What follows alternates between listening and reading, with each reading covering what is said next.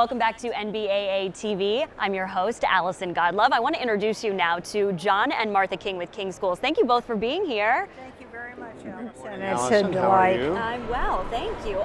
Talk about the show. How are you guys feeling on day one? It's exciting because there's a lot of people that we share passions with here, and it's fun to see all these people who care deeply about what they're doing.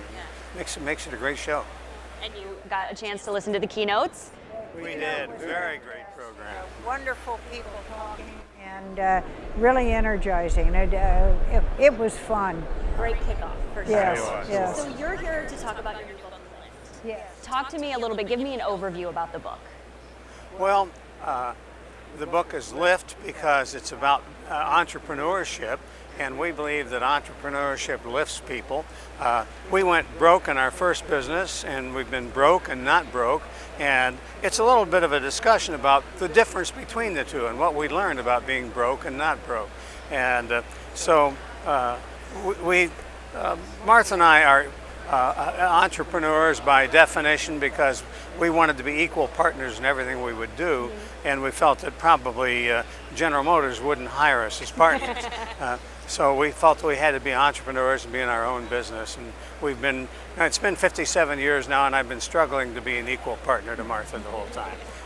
So it's been a great partnership, and part of it is the explanation of our partnership. So you're talking a little bit about, this partnership for 57 years. Do you go into the book about how you got started? We do. One of the things that happened to us when we first got married, we knew we wanted to work together, and we started because of John's background. His father had a service station and oil distributorship, and it's what John knew as a background, what he worked in growing up. So we started a portable lubrication service for truck fleets where we would lubricate them, change the oil in the evenings overnight so that they wouldn't have to take them off of out of service in order to be able to get that done, and so the truck would be available all the time. And it was okay, I guess, but it wasn't anything we had a passion about. It was just what we saw as handy and convenient to go into for a business. But because we didn't have a passion about it, when we hit hard times, there was an oil embargo in the early 1970s that made it very difficult for the business. We ran into problems. We had by that time 50 franchisees, and nationwide, which is what our goal was, but we weren't really profitable, and we hadn't really designed it well, and with the oil embargo we went bankrupt. So that's what you call failure. When we went broke, we said, well, that hurt. Let's not do that anymore. Let's do something for the fun of it until a serious business comes along. So we were flying. One of the reasons we probably went broke is we were flying airplanes all over the place. And we were already passionate about that. John's father owned a small airplane, and John caught the flying bug very early. So when we got a little bit of money, I said, let's buy an airplane, and we did. We learned to fly. And Martha's not one to sit around while I'm out doing something for the fun of it. And so she got involved in flying, and I want to make it clear right now, she's only a little bit better pilot than I am. Okay. And she really is. So is that an important part of then being in business, is having a passion for that? It was for us. It was. So if you have a passion, you'll work harder, you'll work longer, you'll persist through difficulty, and we weren't willing to do any of those things in a business that we didn't enjoy.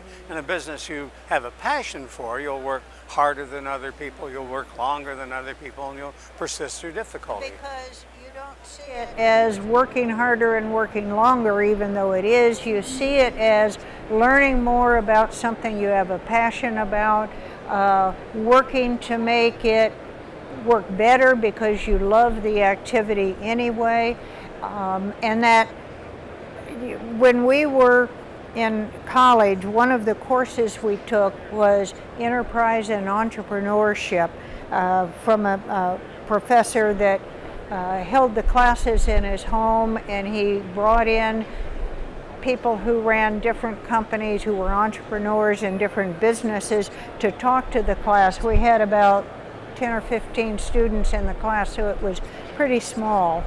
And they told us about how they succeeded, the difficulties they had, and so on. And every one of them gave this class of 10 or 15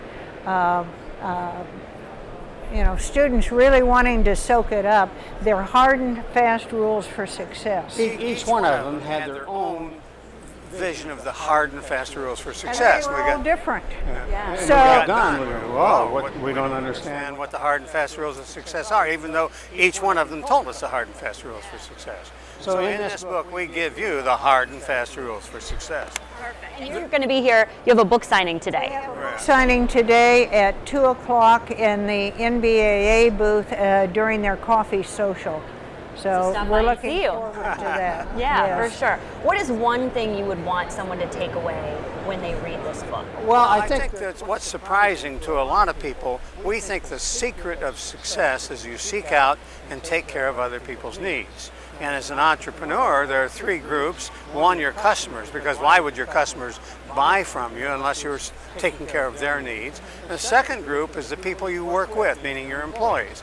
And we think you need to seek out and take care of their needs, because why would they do hard work over a long period of time unless it's satisfying to them? So you're seeking out and taking care of their needs. And finally, your vendors. It's important that you seek out and take care of their needs, because when times get tough, the vendors are going to continue to work with you over other people because you've taken care of their needs. Well, it's wonderful, and we look forward to seeing you at 2 o'clock.